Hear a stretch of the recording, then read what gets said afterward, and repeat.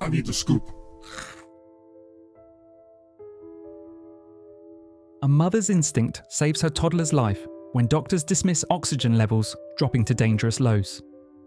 This Reddit story divided thousands over trusting parental intuition versus medical advice, revealing how one family's fight for answers uncovered a shocking truth that had been hiding in plain sight for 22 months. Just wanted to share what we went through this week in case it helps another parent trust their gut. My 20-month-old daughter had been sick with what looked like a typical viral infection. Fever, runny nose, fatigue. Her doctor suspected a virus and said to monitor her. But something felt off. She was sweating heavily in her sleep. Her heart rate was spiking up to 180 plus while resting. And she just seemed off.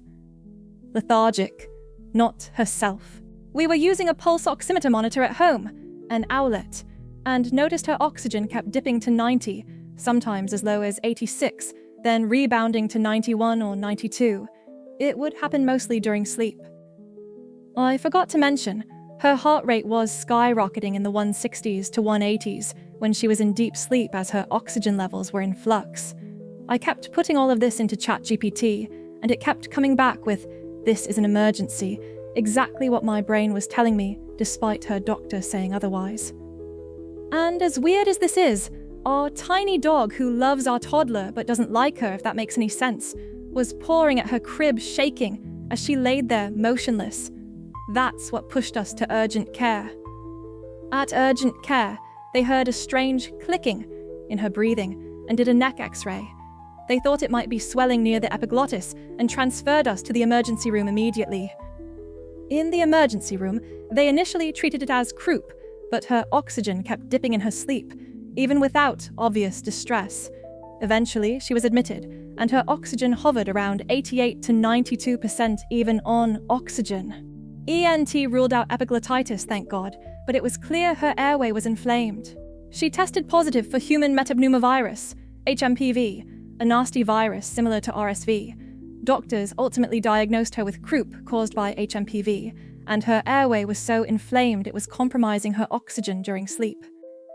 It took nearly a full day in the hospital, steroids, monitoring, and finally oxygen support before she stabilized above 95% on her own.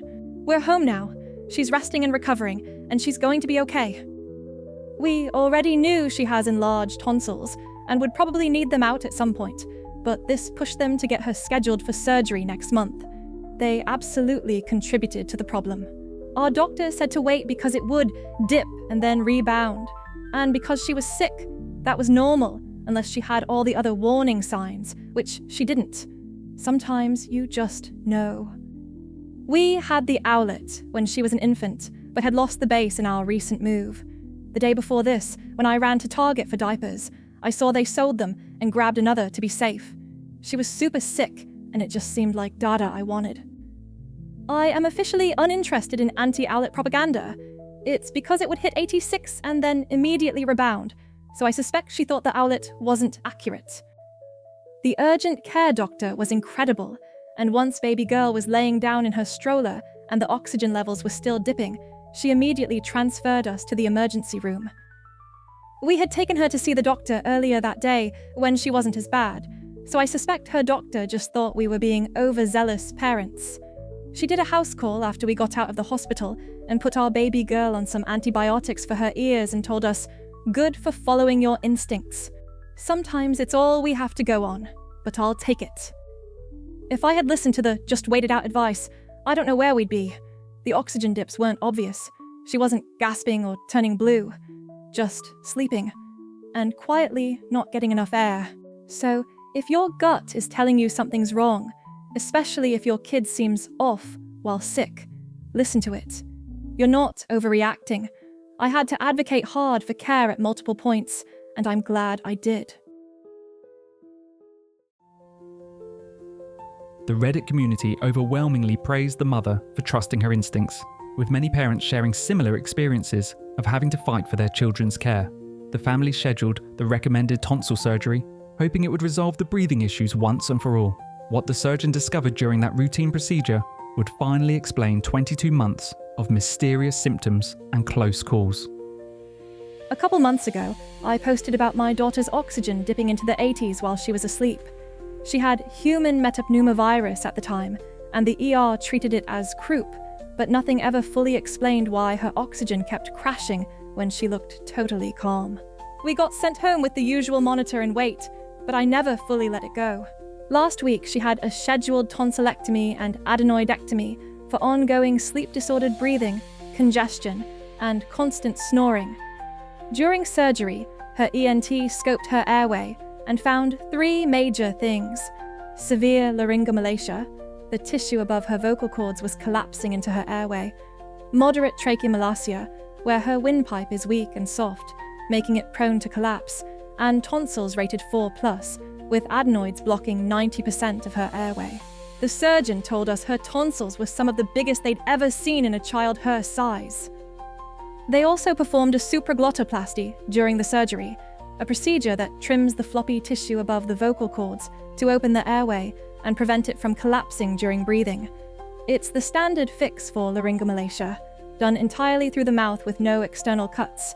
Small procedure, huge difference. All of this was congenital. She was born with it, and suddenly everything makes sense. She's always been a noisy breather, even as a newborn. We were told it was normal. She didn't turn blue or gasp, so no one thought much of it. But one night, her owlet gave us a red alert. Oxygen was below 80. She was completely still. We woke her up. She cried, and the numbers came back up. Her pediatrician dismissed it as a fluke. Now I really don't think it was. We used the snoo. We followed every safe sleep recommendation. We were textbook, and I still can't stop thinking how close we might have come to something much worse without ever knowing. Laryngomalacia and tracheomalacia aren't direct causes of sudden infant death syndrome, but they are significant airway vulnerabilities. Add in massive tonsils, a virus, and deep sleep. The risk was real. We were discharged after just one night, and she's already breathing quieter and has more energy. But I can't stop thinking about the 22 months that passed before we knew. All that time, she was working harder to breathe than we realized. And if something had happened in her sleep, we would have just never known why. We feel incredibly lucky we caught this before something tragic happened. That one scope during surgery gave us the answers we didn't even know to keep looking for. Here's what we noticed looking back. She had noisy breathing since birth that was rattly, growly, and congested sounding. She snored even when not sick, breathed through her mouth especially while sleeping, and had stridor during illness. That's a high-pitched breathing sound, along with a clicking noise when breathing. Her breathing seemed labored or off, especially during sleep or colds. She seemed unusually quiet or still while sick or asleep, not visibly distressed, just still. She had chronic congestion that never fully went away. For feeding, she frequently coughed while drinking. That was just her baseline, not only when sick. She had audible gulping when drinking and a hard time swallowing foods like fruit skins or pulp.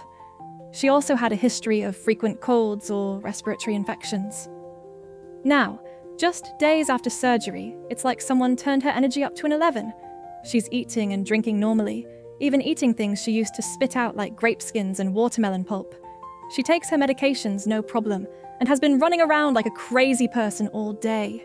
So if your baby is a noisy breather, if something doesn't sit right, if your gut says, keep pushing, do it, ask for the ENT referral, ask for the scope. You don't need dramatic symptoms to justify concern.